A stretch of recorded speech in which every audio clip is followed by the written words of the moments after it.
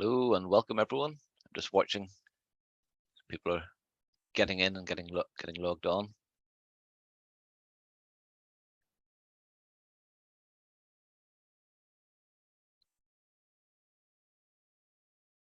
Feel free to say hello. And oh, there we go. Good afternoon, Nick. Feel free to chat to us in the chat box.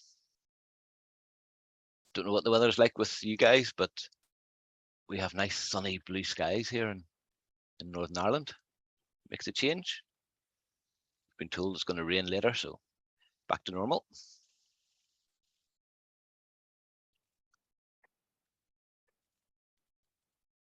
Let's give it another few seconds to see if any more join in.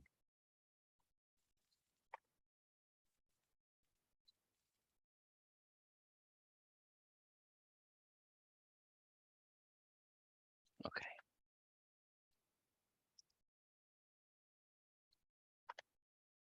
Subtitles, I can try. Live transcript.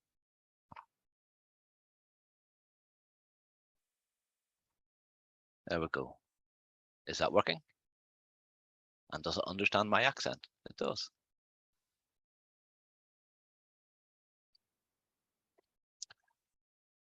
Okay, we'll make a start. So hello everyone and welcome. I'm James Erskine and I'm the Project Support Officer for the Dementia Voice team. And part of my role is helping to coordinate the Dementia Voice Local Groups. And that's what we're here to talk a bit about and learn a bit about today. So you may or may not be aware of the Dementia Voice Local Groups, but basically they are a network of groups across England, Wales and Northern Ireland, made up of people with dementia.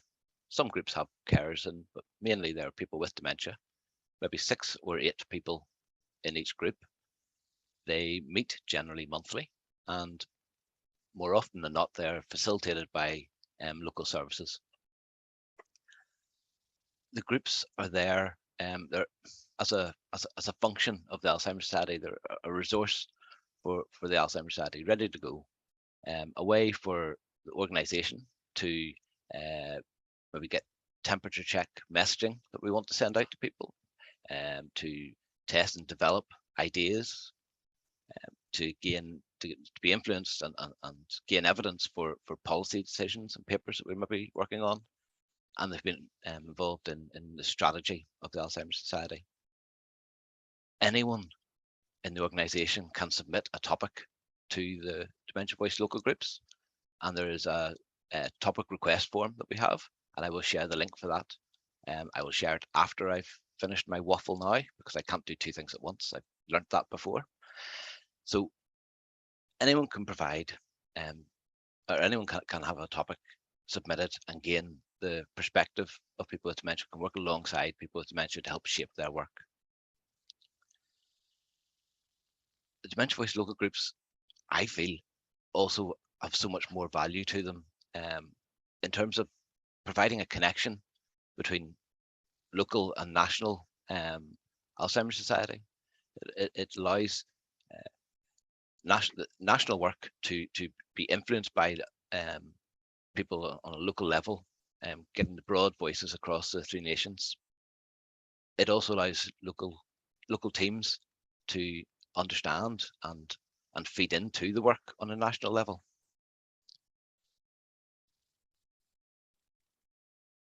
The teams don't, the Dementia Voice Local Groups don't just work on national issues, and they can work on a local level where they can work with any regional directorates and teams to influence their works, whether that's RPAC, whether it's fundraisers, Dementia Friends.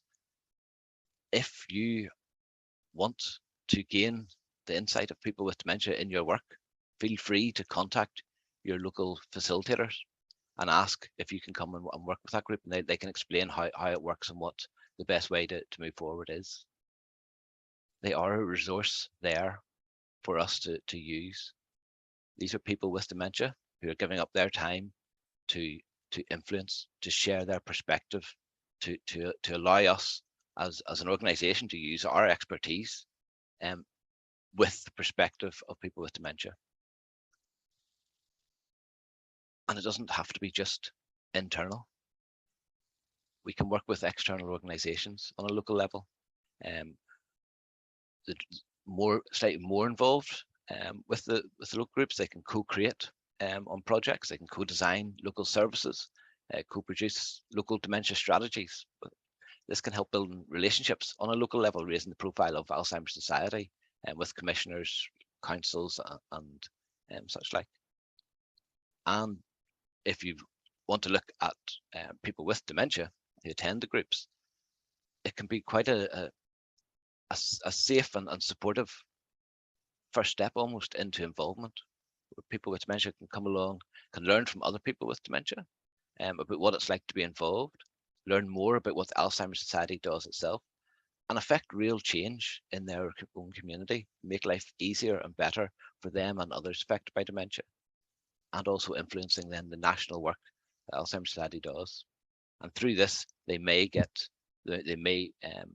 want to be more involved, and further opportunities outside of the local group may be offered to them, and they can take those up. And Ian may allude to that, allude to some of that later on. So that's kind of an introduction for myself. We have Ian, Carol, Joe, and Catty here today, and they're going to talk a bit more specifically about the group they have, how it came about, and kind of some of the outcomes and impact they've had. So I'm going to stop waffling. I will put that link into the chat now, and I'll pass over to Catty. Hello everyone, my name is Catty K. Honey. I'm Dementia Connect Local Services Manager. I'm today here with Ian, Carol, and Joe just to tell you how we established Dementia Voice and what are benefits of having Dementia Voice group in your area. Also to share some of our experiences with you, some of the achievements we've had, and some of the lesson learned, basically to share it with you. So if you're thinking about to start a Dementia Voice group, we would love to support and help you in any way that we can. So if it's okay, I would like to share my screen with you. Is it working? Yeah, can everybody see? Sorry that I can't. Yeah. Can everyone see my screen? Yep, we can see it. Yeah. Okay, the planning. For a period of time, we were thinking about starting a Dementia Voice group in Wakefield. But the first time we've had that conversation, it was in 2020. And we wanted to do, but at that time we didn't have capacity. So we thought that actually we need to build up that capacity to develop our services to enable us to free up some of the DSW's time so they will be able to run this group. We've had the conversation around January last year. We've had the conversation that what is it? Actually, it wasn't last year, it was this year. We started this conversation that we would like to start a new Dementia Voice group. We discussed it in our team meeting. We all felt quite motivated. We wanted to do it, but then comes planning. I looked at the budget. We've had some underspend, which we for dementia roadshows, and I thought that actually I can put some of that budget towards these Dementia Voice groups. And that's very important because you need to prepare well in advance before you commit yourself to anything.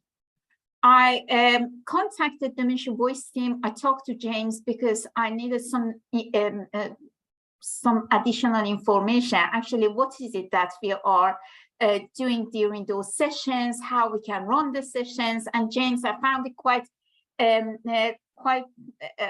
quite positive and useful to talk to you because you've sent me lots of information. He sent me some of the examples of agendas, some of the information we send in advance to members. So I I started gathering information, calculated the money, and also informed the commissioners. It's important that if you're bringing any new service or new activity, to discuss it with commissioners as the capacity of the CLSM. So commissioners been quite impressed by it, and they said they thought that is a great idea. I'll go to the next slide. Carol and Joe, would you like to share some insight about your role in facilitating group? Yeah, absolutely. So I think for us, Carol, I don't know if you agree, but it was about identifying sort of the people who would take part in the group.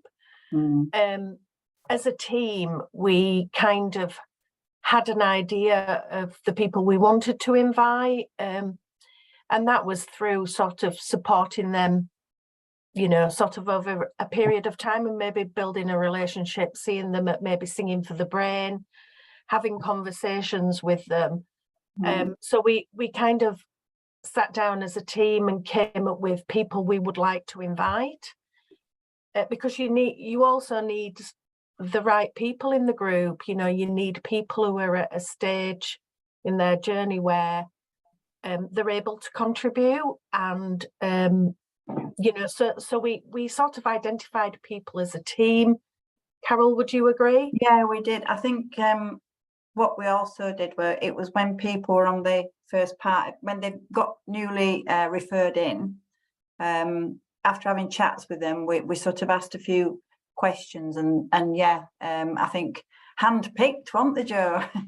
They were, and it was very much sort of leading from them. So if something came up in the conversation around, you know, maybe what implied that they would like to use their voice to influence them, we sort of picked up on things which came from them. It wasn't us leading the conversation, it was listening and making sure we were sort of taking note of anybody who might sort of suggest that they would be interested in, you know, getting involved with something where they could share their thoughts. Yeah, I think as well, Joe, sorry, I think as well, Joe, it was apparent from that first meeting that we had that this group was going to gel, that they all just, that they just got on. It was a real good peer group session, the first one, wasn't it? It was. We had lots of different characters, all bringing something individual into the group, so each having a different stance on what they wanted and to affect change, because that's what the group was set up about, to affect change in the local community. So yeah, so we kind of we looked around for appropriate venues, and you know, we're really lucky that we've got such a good relationship with the CCG in Wakefield.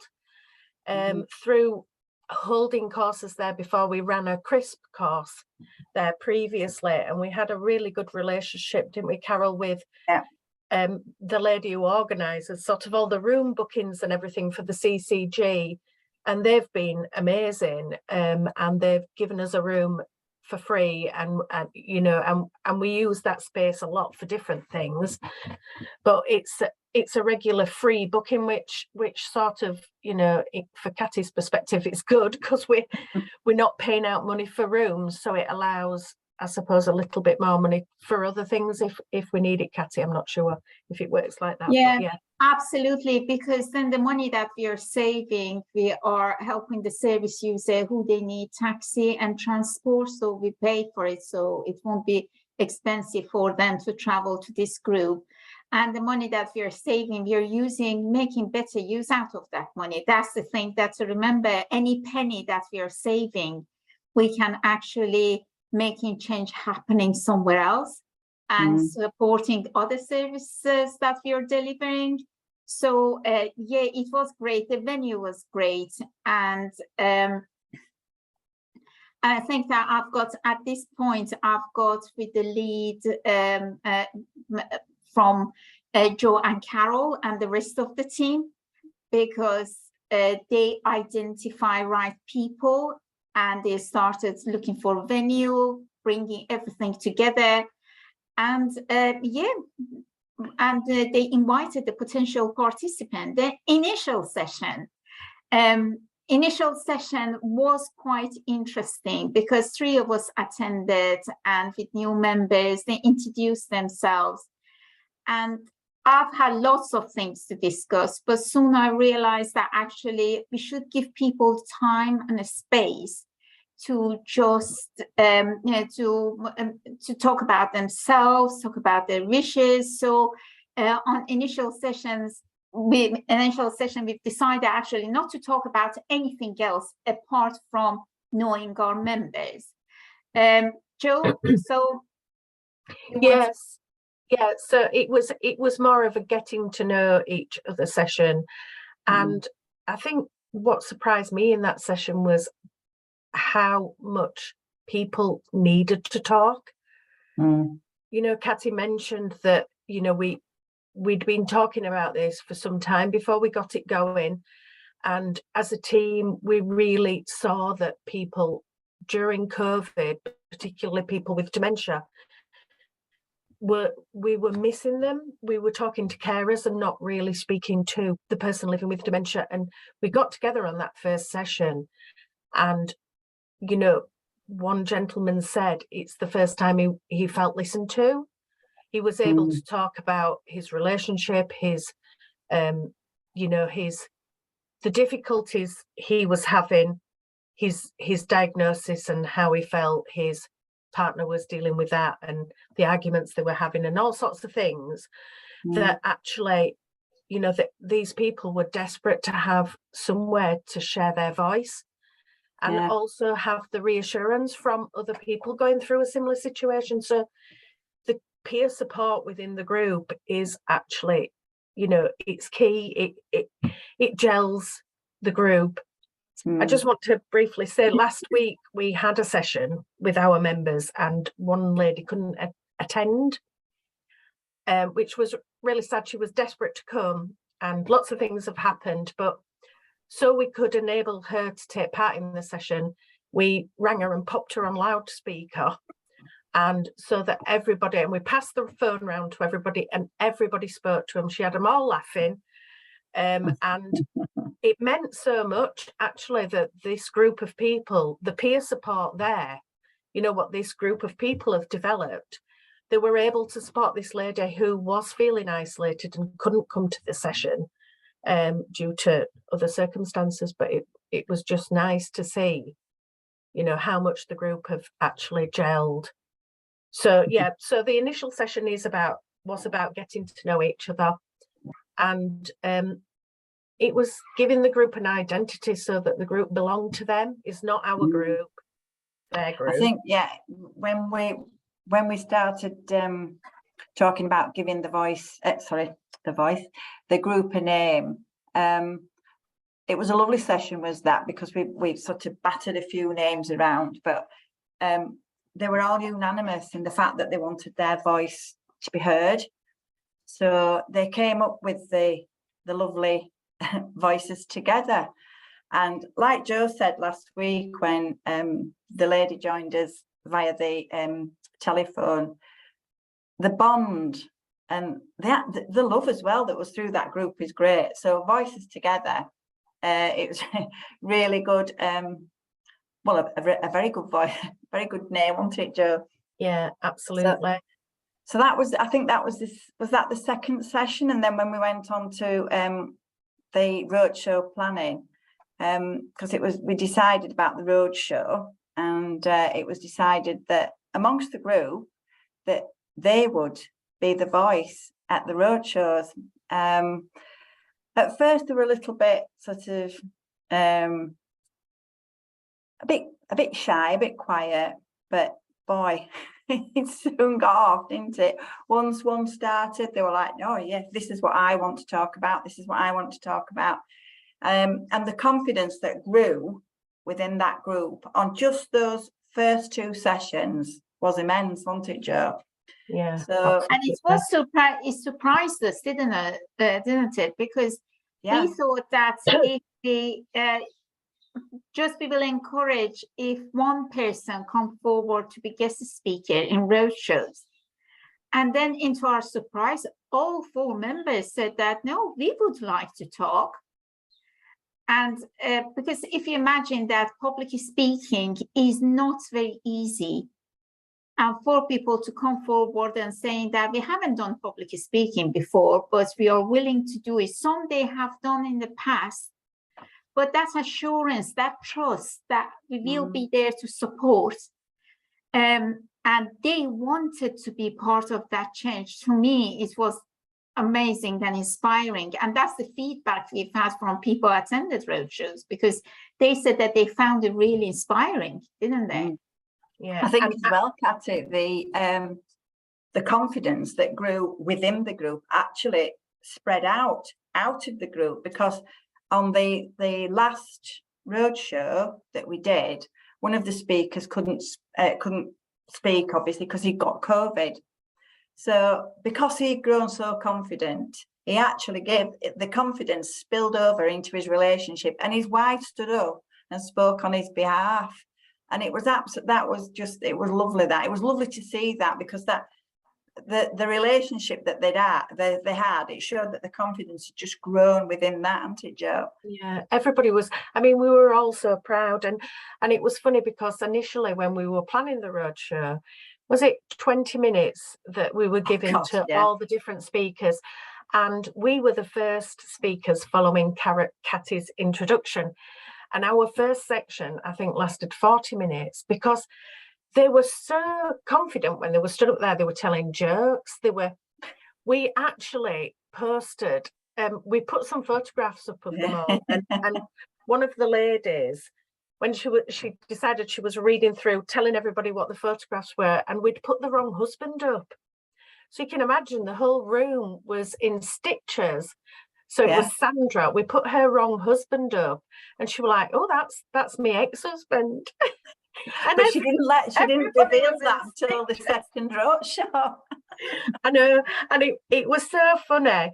But they took it in good spirits. But yeah, so we ended up being 40 minutes instead of 20, and it became a highlight of, everybody in the audience were nearly in tears, listening to the stories. It set a precedence, didn't it, Jo, for that, because that first one, it was, wow, how can we better that? But it grew and grew and grew, and the confidence grew with it. So yeah, the time lead went up to 40 minutes, and it were like, good. Yeah. So these, if you want to move the screen on, Catty, these are some of the so everybody wrote their own speech, and we just supported them to do that. And Carol and I stood next to them as they were reading it out, so that they could, if they felt uncomfortable, or if they got stuck, or if they didn't want anybody, if they decided they didn't want to do it, we could take over. Sorry. So these are just some of the quotes that the people in the group had wrote, and I'm sure everybody can see that, but they are really and they impactful. started recruiting for group, didn't they? They started, as part of their speech, they started encouraging others to join Voices Together to group. Yeah. And what was lovely, Ian, who's going to talk to you in a moment, is now one of the members of the Voices Together group, and he actually, I think he'd spoken to my colleague a couple of times, but he actually came along to the Wakefield roadshow, and I had a chat with him, and he also had a chat with other members of the group, and he then joined the group and has been a member ever since. So Ian. Yeah. Hello there, Jo. Ah, there you are. Hi, Ian. So, I know, such a lovely photograph. So just got a few questions really, Ian. So obviously we met, didn't we, at the roadshow? You came along with your wife. And how did you feel when you were asked to join the group? Unfortunately, my experience of how I found out that I got vascular dementia was far from satisfactory. It was absolutely horrendous. So I came to the roadshow really not knowing what to expect. So I was very pleased with what I heard. I was happy to receive the invite, although I must confess initially a little skeptical as to what I would find and what the people would be like at this particular group. So it was with a bit of trepidation when I first joined, but I was very pleasantly surprised at the first time I attended the meeting. You got us on a good day, actually, because we were having a little bit of a celebration the first day you came along. So we were in the pub and we were having a bit of an afternoon tea, I think, or some cakes, Ian. That's right. To the first session. So you came along to a pretty good session for the to the first one. Yeah, unfortunately, you don't meet there every time. No, we'll have to do another celebration. We'll have to plan that in. We'll get planning for Christmas. Yeah. So, go on. Sorry. No, go on. No, so you're happy you joined the group now? Yeah, I'm happy that I've joined. I mean, it's rather surprisingly, I didn't expect it to develop to the extent that it has done, of where I've been invited to be involved. In fact, last Thursday, I wasn't at the local voices together, as I was actually involved in the voices champion session, and that was the launch of that. And so, I mean, at the moment, I'm kind of involved with, right now, with 4 different areas to do with the Alzheimer's and dementia. And I just find it very fulfilling. I've come from an environment of where I've been very active. Unfortunately, some 20 years ago, I had to retire on medical grounds, not to do with dementia. And so I had to retire then. But I found that this was something that gave me fulfillment and involved me, and I felt that I was able to contribute, and that what I was contributing was effective and worthwhile and appreciated. That's fantastic, Ian, because I think, you know, you sort of, you know, you came to the local Dementia Voice group and then it sort of snowballed from them, and you were very much involved with a recent project we've done, the Dementia Services Review in Yeah. Wakefield. So you've been very much involved with that as well, haven't you, Ian? Yeah, I've been involved with that, been involved with DCAN, been involved with the Dementia Voices Champion launch of that. I think there was something, there's something else happening locally, I think, with another group as well. Don't know fully what that's about at the moment, but I'm happy just to help and throw my lot in. And if what I can contribute will help others, that's wonderful. That's fantastic. Thank you ever so much, Ian. Okay. No? Ian, thank you very much, and we are lucky to have you in our group. Achievements. So who wants to take over this achievement? Let me just shrink you down a minute. Go on, Carol.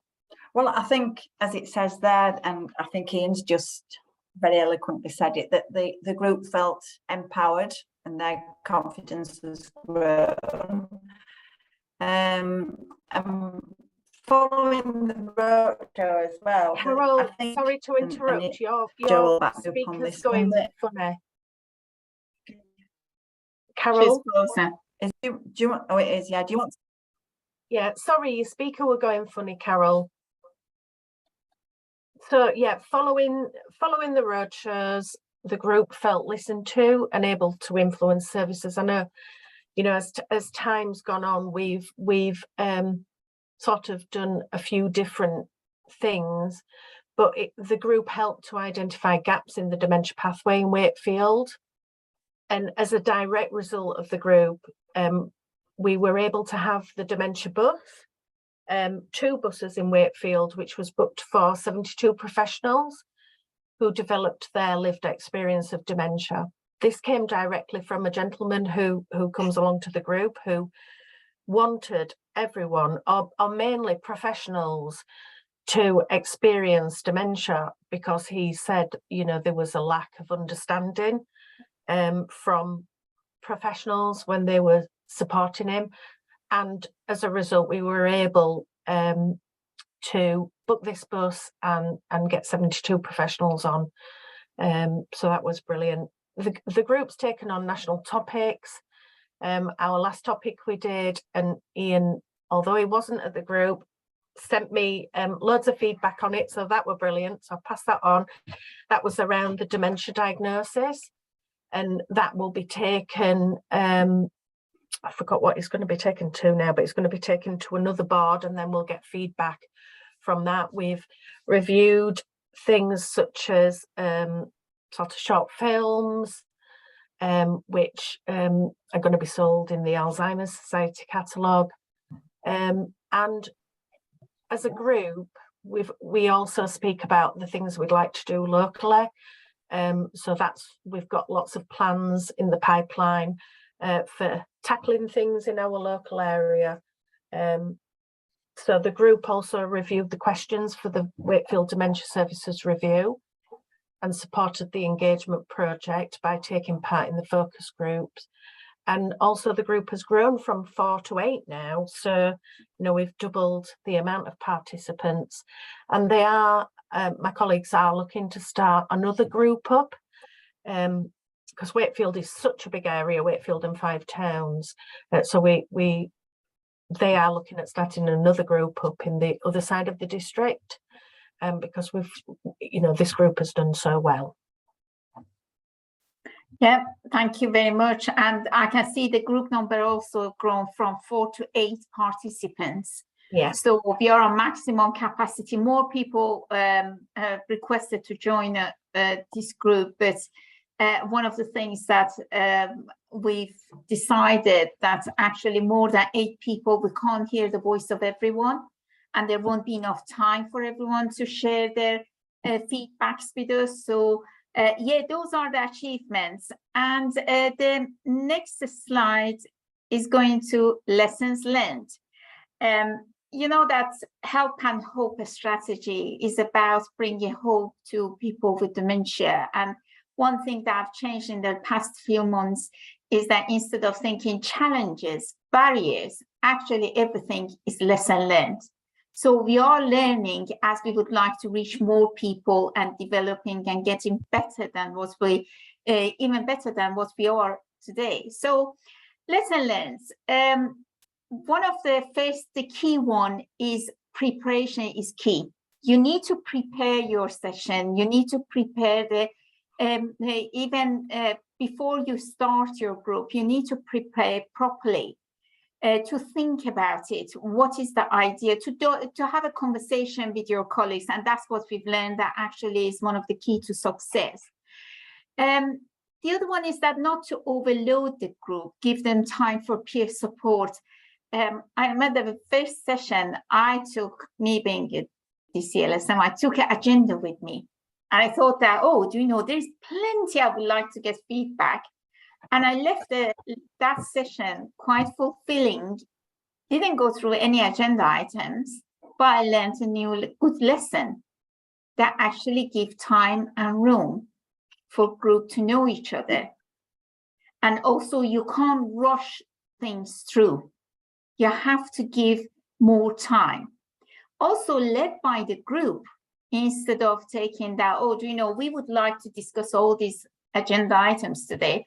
Think that actually, what is it that the group wants to happen? Also, you need to understand the group dynamics. The idea is not to bring people who they are quite vocal. The idea is to empower people with dementia, if they are vocal or not, to share their experiences and to help us to lead and to improve and change, and to be their voices. So if you only look for people who they are vocal and confident, so this group will end up with lots of people who they are quite vocal and they've got opinion. But what about people that they are less vocal? What about the people who they don't have confidence or they're shy? One of the main responsibility of facilitators is that actually to make sure that everybody got voice, everyone gives feedback on the session. The other one is that don't make an assumption on a person's ability. When we came out with guest speakers idea for roadshows, we thought that maybe one person will come forward and we will help them to put some speech together. But what we've experienced that actually we shouldn't make any assumption, because we've seen that all 4 members, they came and they said, no, we would like to talk. We would like to be part of it. We would like to, even if they haven't done it before, they said that we are going to give it a go. So don't make assumptions, even when there are some roles that are coming up later on, we are going to discuss, because people can be offered different roles. Even for that one, take it back to group. Ask them, is anybody would like to do this role? And you may get surprises. Also, accept that there are good days and bad days. And you may not be, and when I say good days and bad days, in any illnesses, we get good days and bad days. And this is the nature of this disease, that some days people may not feel that they would like to engage. So don't feel like a failure. You may get a session that actually members, they prefer to have different conversation. And you've got a task, you want to make sure that you're actually getting some feedback. Again, to be led by the group, not the other way around. Try to be flexible as much as you can. We think that is extremely important, because that flexibility, that's to be open to, when you are going to that group, to listen to what members are saying. See that if you can involve them with certain activities. If it is not, be quite flexible. It has got to be person-centered, like anything else that we do at Alzheimer's Society. Definitely, it needs to be person-centered. Also, share feedback and outcomes. Is important to share, is important to get back to, like any other group that you're running. Get feedbacks, and I think about this one particularly is important, that if you're collecting any feedbacks, go back to your team. Make sure that you don't keep it, because we love to hear, but we also, as facilitator or people running voices, Dementia Voice Groups, we've got the responsibility to feedback. We've got the responsibility to make sure that decision makers hear those voices, make sure that it will come back to Alzheimer's Society. Basically, any feedback you're collecting, talk to your colleagues as well, team members. It will inspire your colleagues. Because on day-to-day job, when you're supporting someone, or like me, you don't have that much direct connection with people that are accessing our services. It inspires, actually, knowing that what areas we need to focus to develop our services. So that's something to give feedback to your team. Definitely celebrate the achievements. That's something that we love. I think we should celebrate more. We are achieving lots of different things in the community that we may think that, it's not a big thing, but yes, they are. These are achievements. Working with group of people to achieve. After roadshow, we've had a celebration event. And also future planning, to prepare yourself. Think about the next session after your session ends, and think that what is it that you would like to discuss. Prepare for it, sending information out, sharing information. That's all helps you to run your group smoothly. The next one is looking forward. Joe and Carol, do you want to take over? What is it that's Yeah, can I just say, Catty, sorry, Yeah. for the lessons learned and the forward planning, future planning. I think this as well is, and this is something Carol and I discuss quite a lot, is, you know, what happens. So the group at the moment has 8 people, and you know, everybody's at a different stage, but what happens as people move on in the journey and maybe are as able to take part in the group. So it's about thinking about what will happen next, because I suppose as the group, you want to have new people joining because you want different opinions, and the group we've got is such a close group that we don't want to break that up, sort of thing. So it's thinking about what's going to happen as time progresses, and you know, because you are eventually going to want to have new people coming into the group to hear those new opinions. So I just wanted to mention that. Carol, have you got anything else to add? No, I think that it is something that we do discuss quite often, isn't it? That if things are changing, then obviously. But I think what we could on that score, Joe, we've talked about signposting, haven't we? And what next? So we have looked at sort of what next, and I think it's something that we may discuss as a group. Yeah, it could be a topic that we talk about, because I think one of the things as well is that we're open and frank with our attendees always. Yeah, I definitely think it's a session we need to schedule in. So there's always things that you're learning and always things that you're trying to improve so that people get the best experience. But yeah, I just wanted to mention that. Thanks, Catty. You can and the other thing that I'm thinking in my hats on as a manager, I know that when you are supporting someone, you get quite attached. You develop a bond with that person. So when it happens, it's important that you share what you're going through when a member cannot participate and you're finding it difficult with your colleagues, with your manager, to talk about it, to share it. Don't keep it to yourself. Nobody's going to judge that. Why is it that they are less professional? No, we are all human. And when you're running a group and you're developing bond for a long period of time with the group members, of course that when they can't take part, it will have effects on us. So be aware of that one as well. And looking forward, I suppose this is just, you know, to continue with the group, which now has funding. Catty, you said that it's in the next financial year funding. Am I right? Yes. Now it's been included in our budget. That's it. So we didn't have budget to start with. It was underspent, but this time is included.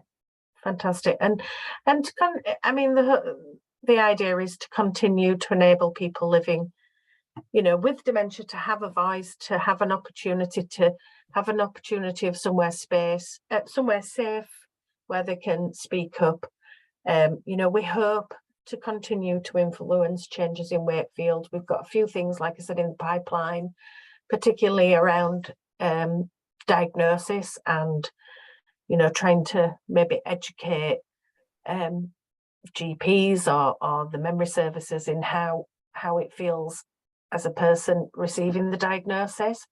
So that's something we'd like to work on for Wakefield, you know, to offer more opportunities for the group. So as Ian said earlier, you know, he started off with the local group and now he's taking part in all sorts of different things. You know, what would be really nice is, you know, if we can, you know, be known in Wakefield so that services can come to us, you know, to say, would the group look at this, or, you know, that would be great. And we are looking, working together with another organisation to establish a Dementia Voice group for carers as well. So yeah, lots to look forward to.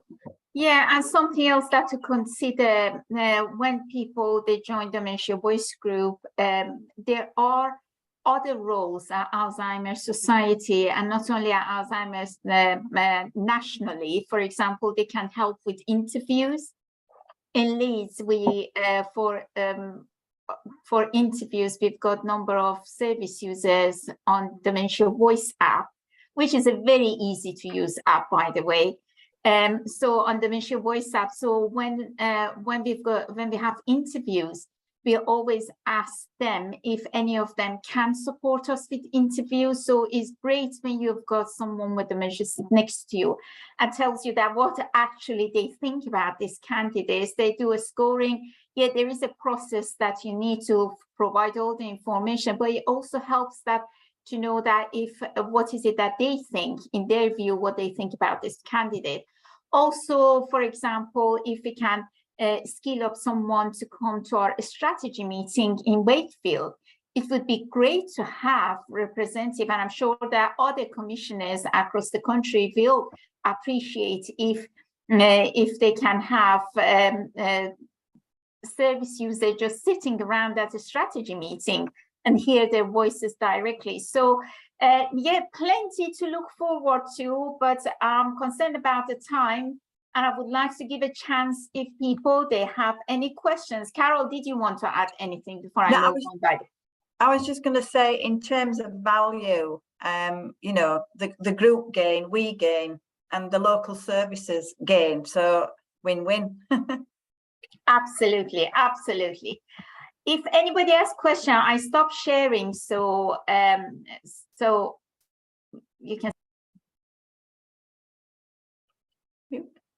Yeah, we're back. We are back. Yep. Thank you all, Callie, Joe, Ian, Carol. Thank you all very much. I think that's really given a nice flavour of what goes into running a group, the bones and the behind the scenes of what goes on. I think as a tribute to what you guys have done as facilitating, Ian was saying he's found it really effective, worthwhile, and appreciated, which is the key.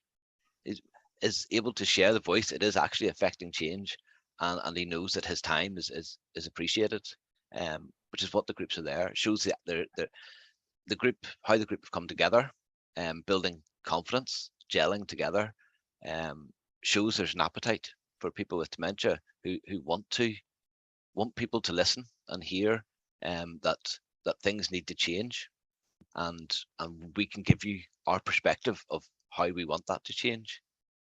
So yeah, I mean, it sells it to me again, but about how good the resource of these local groups that we have across the country are, and a resource that we can all, as an organisation, tap into. I don't know if Ian, is there anything else that's popping into your head about the groups after hearing? No, I mean, in many ways, it's reiterating what I said, is that, you know, I suppose it depends on the background of each individual, but with myself, I've been very actively involved. Sorry, it sounds boastful, but I'm just trying to be open. You know, I had 200 staff working for me, you know, and I was very actively involved for many, many years. And it was because of my dedication to work that I had to give up, because I just became burnt out. But to find that what I've participated in and what I've been involved in the past, I'm able to draw on that, and hopefully just to be able to share and contribute and help and encourage. And I'm happy for that to continue as long as I'm physically and mentally able to do so. Yeah. It's worth a lot. It's worth a lot to me. It means a lot. I could get emotional about it. Oh, that's lovely, Ian. Yeah. And I think that's where it gets me, these groups, because I kind of see that for people with dementia like yourself, Ian, about how much they can mean to be involved in, but I can also see how useful they are for colleagues within the Alzheimer's Society, within local services, within local commissioning groups, to the value of that insight and how that can help develop people's work. It's cliched and sounds like a really bad sales thing, but it is win-win, these groups, you know.